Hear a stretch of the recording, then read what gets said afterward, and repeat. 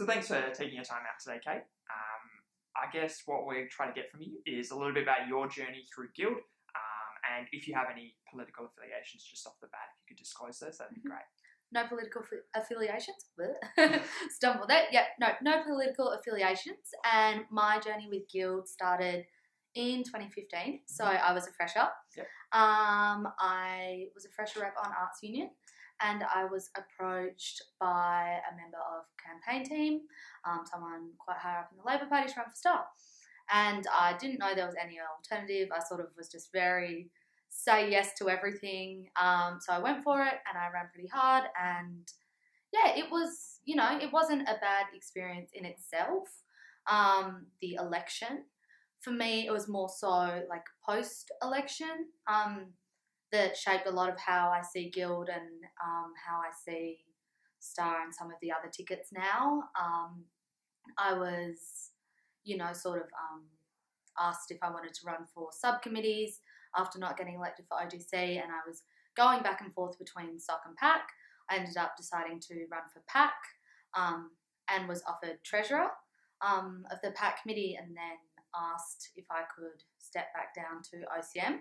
So I ended up becoming OCM on the PAC committee, and that sort of experience working with obviously mostly a Star Guild. For me, a lot of that is what pushed me away from Star. I didn't feel the way that I had felt during the election. I didn't feel valued, or my ideas that everyone had really appreciated when I was putting them forward as policy. I wasn't given the opportunity to actually work on those. It was more so, just stacking chairs for events, and it wasn't really why I got involved. So for me, I decided that was it. I'm going to focus on Arts Union, of which I'd been elected Equity Vice President, and really loved that. I thought that's where I'll channel my energy. But then I was approached by Launch to run for PAC Office Bearer. And, I sort of thought, well, last time, here I am. Famous last yeah, time. that's what they all say. So I thought I'll give it a go, nothing to lose really. I did. I loved it. I really felt like what Launch stood for was what I aligned with, not being affiliated to a political party, really just being there for students. I was really given the opportunity to shape the direction I wanted to take it in. And yeah, it was just an amazing experience. I didn't have that kind of, left high and dry after the election. I'm still like really good friends. I met some of my best friends in Launch, and I just felt like it was a much better community. And so yeah, last year I ran for OGC, got elected. Now here I am.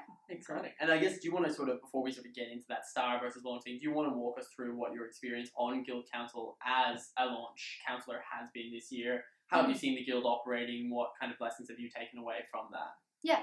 I've had a very positive experience. As a Launch councillor, we obviously are in quite a unique position where we nearly make up half of council, which I think is not something, to be taken lightly. It's quite a rare position for, I don't like calling us an opposition because, the way I sort of see it, we'll wear different colours for 2 weeks in September, and after that you're Guild Council. You aren't Star versus Launch. For me, you're elected representatives after that, and you should be working together for the other 50 weeks of the year. But as a Launch councillor, because I guess that's what I am, I've had a good experience, and a lot of members of Star, and of course we have one independent and one member of Left Action this year. A lot of other councillors are really great to work with, and we'll put those, alignments to tickets aside. Of course, you have your people who find it more difficult to put that aside. But overall, yeah, I've had a pretty good experience. I've obviously faced some barriers and you have some disagreements, but I've been able to push forward some of the things that I ran on, and yeah, that's really exciting. I think speaking to that then, in terms of the way you see being elected as like, you're now just a representative of students. A lot of this campaign, and particularly in the debate, there was a lot of mention from your perspective of being anti-star or moving away from star because you felt they weren't representative enough. If it is true that once you get on, it doesn't really matter who you're a part of, why do you think that there's a big focus on removing star rather than trying to cooperate once you get elected? For me, I would say the people sort of running star, a lot of them in the past few years haven't been able to put aside those ties to the people that you're running with. Mm-hmm. And that, I think, is what's holding the Guild back in a lot of ways. The fact that we might be sort of working towards the same thing, but they won't work with me because I'm launch, or won't keep me in the loop with emails. Mm-hmm. That's what I think is holding the Guild back, and I think that culture is becoming more and more entrenched in Star. And I've had people who I'm friends with on Star tell me, oh, I'm not allowed to be seen talking to you because then I won't get the sub-council position that I want. And for me, that's not what Guild is about, and that's why I'm really, really, pushing this idea that I think launch is the better people to run the Guild, because I would never say that to anyone in my team. And I think that, once the election's over, the focus should be on getting down to business and not on winning the election again next September. Absolutely. And I guess you're not alone in having switched from Star to Launch. I mean, it's gone the other way as well. There have been people jumping from Star to Launch, Launch to Star. There's lots of moving around in crossover in candidates. To some extent, there's crossover in policy in some places. They're kind of mutual things that you guys both want to do. I guess, what do you see as sort of the Launch identity? What is it that defines Launch as separate from Star, given that people have jumped both ways and there is some sort of policy crossover? Mm-hmm. For me, the biggest thing would be the apolitical side of things. And of course, both sides and tickets will say we're independent and stuff, but having experienced both, I truly, truly do believe Launch is the only ticket that's here focusing on students. I had a number of people when I was a fresher with Star ask me to join the Labor Party, which wasn't why I joined Star. And of course, I think that when you see stuff like that was addressed in the debate, about preference deals and swapping votes and things between Socialist Alternative and Star and that kind of stuff, that's all the politics that most students don't want, and I think that furthers a lot of the disengagement and contempt they feel towards Guild. And so for me, the biggest difference between Launch and Star will be the fact that everyone in Launch, despite what they believe, despite their backgrounds, despite why they joined in the first place, is here because they want to see some kind of change for students. I guess you mentioned the apoliticalness of Guild Council. It seems to be a big talking point. From our experience being in Council, it seems that you've abstained quite a bit in particular types of motions that are political in nature. Do you feel that students should be confident enough that you'll be able to make those tough calls in that situation if you were to become president, given that there is often a lot of captain calls that need to be made and it's hard to abstain in that position? Mm-hmm. What would you say to critics that say that? I think how I would address that is, for me, it always has been this year and always will be, if I'm Guild President, that my priority is UWA students. And I first and foremost will think about how my decisions and what I'm doing affects them. And of course, I can only speak on my experiences, so consultation and communication is a huge thing for me. I don't want to make a captain's call, like you said, for, students that I don't represent. Of course, that came across wrong. Example, I can't speak on behalf of people of colour. And so for me, consulting with the Ethno-Cultural Collective, if it's Indigenous issues, consulting with WASAC should be the course of action rather than making a captain's call on that. And so for me, a large part of abstaining sometimes was either if I felt that what the motion was trying to achieve wasn't anything tangible here on campus at UWA, or if I felt I couldn't speak on behalf of those students because I hadn't consulted enough with the group we were talking about. And so I think people who are critical of me for that, what they can expect to see if I am Guild President is more consultation with the Guild from other students from the university with different groups on campus. And yes, of course, as guild president, sometimes you do have to make the final decision. But the difference I see between myself and perhaps members of other tickets is that I want my decisions to be made on a more informed basis. Absolutely. I guess kind of moving through sort of some other criticisms that have been raised, and one that was raised in the debate was, kind of despite launch now having been a ticket for a couple of years and sort of having that experience on council, it doesn't seem, at least from what we've seen and what we kind of talked to students about, that there is the same level of detail in launch policy, at least on kind of policy websites and articulation that STAR has. Do you think that is a reflection of experience, or is this just a website thing? Do you guys think you have the same level of experience and ability to take those detailed policies to Guild Council that STAR have? Mm-hmm. I think in terms of experience, we definitely have the same level of experience STAR have. Perhaps it is a different kind of experience. A lot of STAR office bearer candidates this year have experience within Guild. So they've been the VP of their department, they've been on a sub-council committee, that kind of thing. They've got the experience in Guild, which a lot of our office bearer candidates also have this year. We have a number of us on Guild Council. We all sit, you have at least one launch representative on every committee. But the difference, I believe, in the experience that launch has is we have experience actually in clubs, in faculty societies, in volunteering. We're not just from the Guild bubble.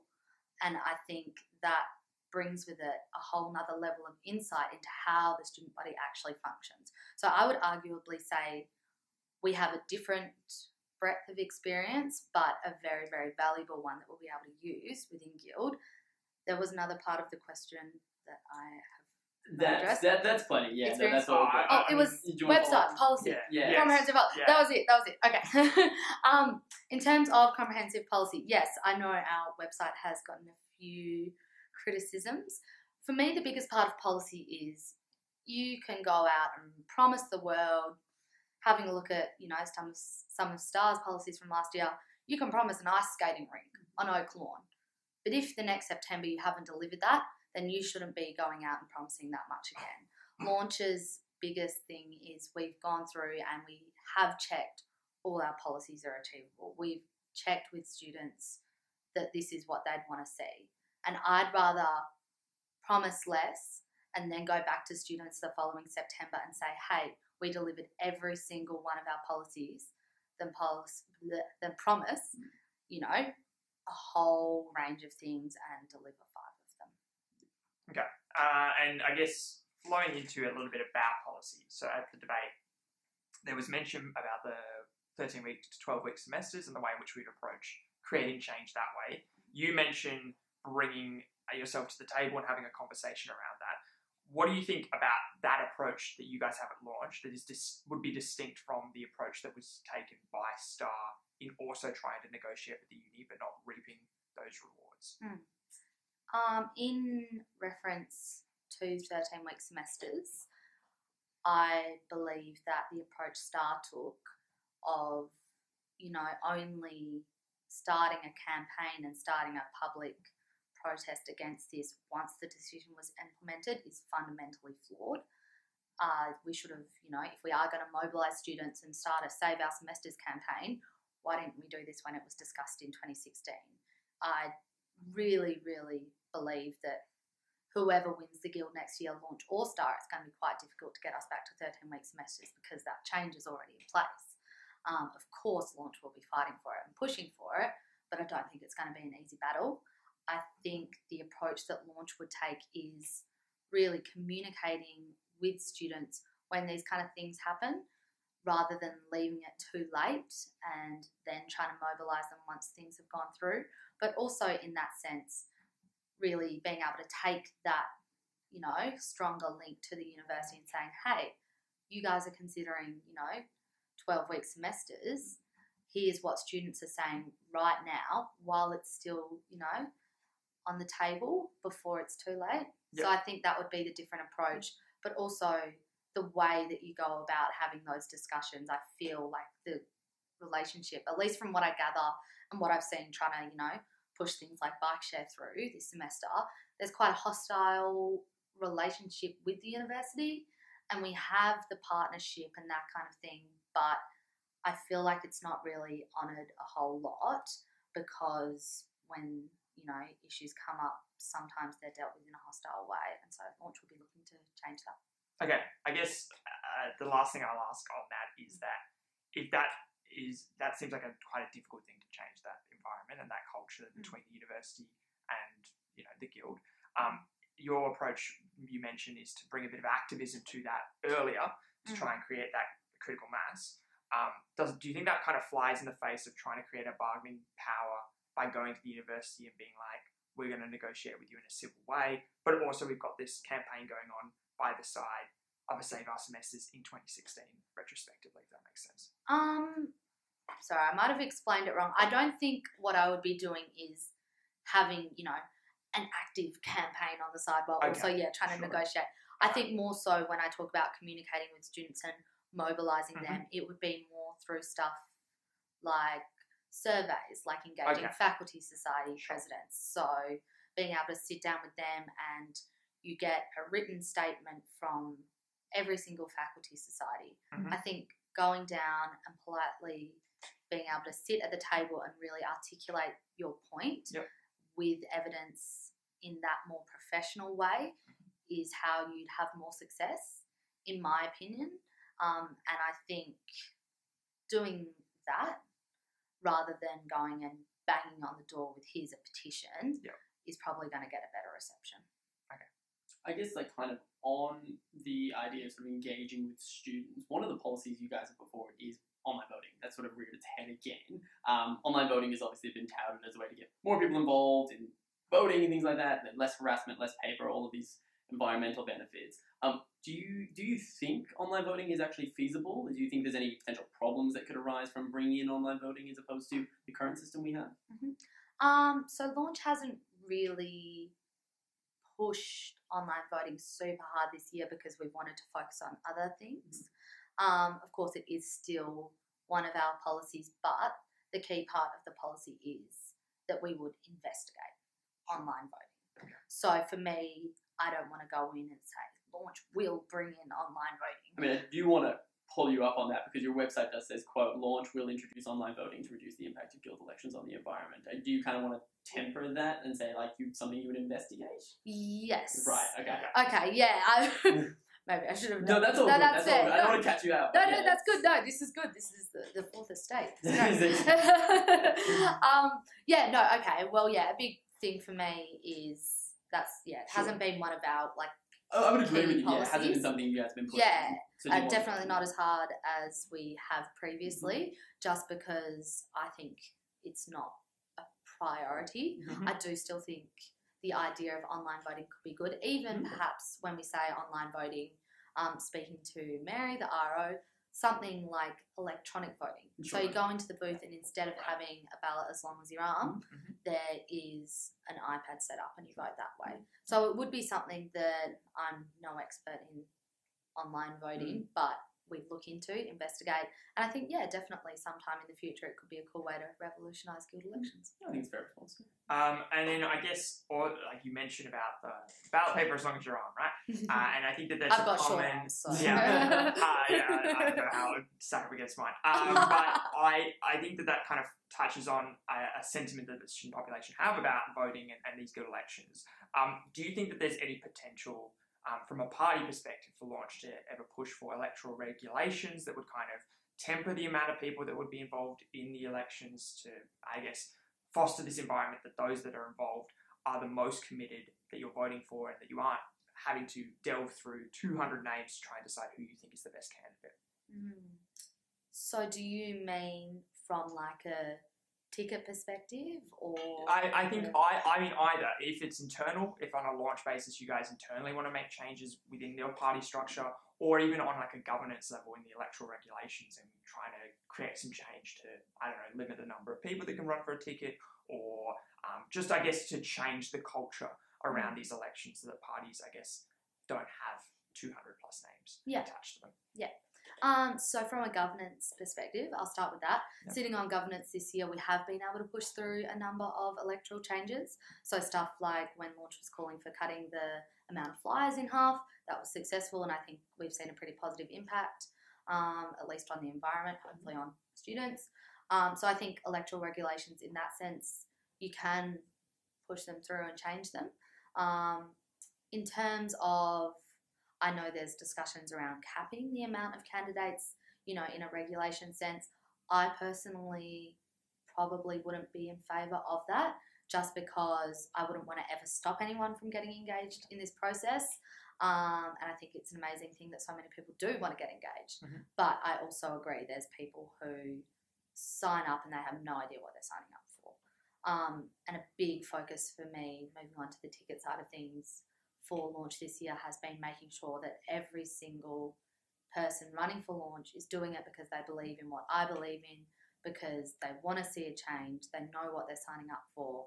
And I think every candidate we have this year is really, really amazing. But then again, addressing the amount of candidates when there's only 13 positions, a lot of people I find sometimes running guild elections not because they want to get elected. They don't want to be an OGC despite the fact they're running for OGC, but they're doing it to support the ticket. Mm-hmm. And because they believe in what the ticket believes in. Sure. And so I wouldn't want to cap the amount of candidates that can run or ever stop anyone from running, because everyone's got their own reasons for doing so. Fair enough. In terms of change, and we might finish up reasonably soon, but one thing I did want to ask was, a lot of you guys' campaign is based around fixing things that are actually happening at UWA. I think one of the more prominent issues we've seen this year has been the recent reports on sexual assault at colleges and some of the kind of awful culture there. I wasn't able to find too much on sort of Launch's policy on reforming college culture. Do you want to kind of explain what it is you guys would hope to do in light of those reports that have come out this year? Mm-hmm. Launch doesn't. The reason I would say that we probably haven't produced a whole lot of policy on it is because I don't think it's, well, obviously, it's a huge issue, but I don't think it's an issue you should politicise. Sure. Sexual assault should never be a politicised issue, and that's why I don't want to go into an election going head-to-head with Star saying, well, we're going to do this, because it's an issue that I would always expect to be bipartisan, and any efforts towards combating it should always be bipartisan. And so I don't want to, engage too much in policy debates over sexual assault procedures, because it would politicise that issue. In terms of what we would do, though, and for me, it's obviously a very important issue, 1 in 3 girls at university, and of course males as well. There's a lot of people who fall victim to sexual harassment and sexual assault.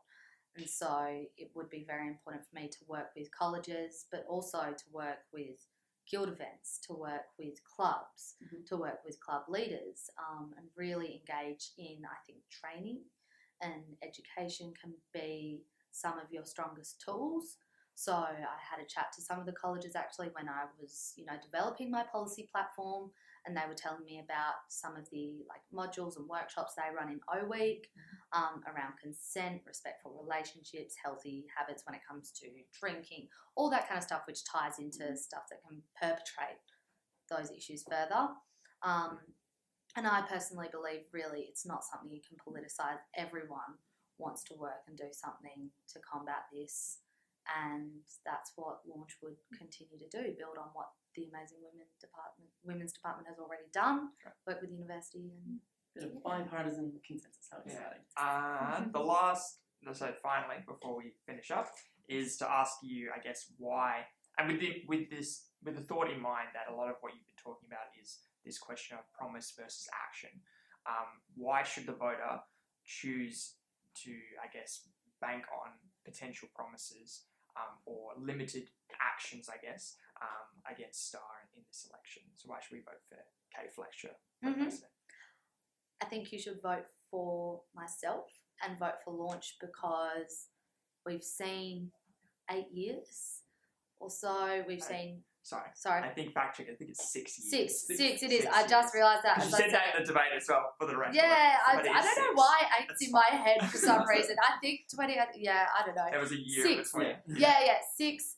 No, 6 years, you're right. And it's been, something like the past 22 out of 24 elections that Star has won. And there's been a lot of time to deliver on the promises and the change, but a lot of things we haven't seen. I think it is time for a change, really. I think Launch is in the best position we've ever been in. We are truly sticking to our values of being apolitical. We have the experience, we have the vision, and we want to make this change in the Guild. And I think it's time for students to take a chance on us and give Launch a go. I had a lot more I wanted to say about that, but I'll keep it. We would go for a solid 26, 27 minutes. Yeah, you can meet me on the booths and I'll tell you what. Very Well, exciting. thank you so much for your time, Kate. No worries, guys. Thank you.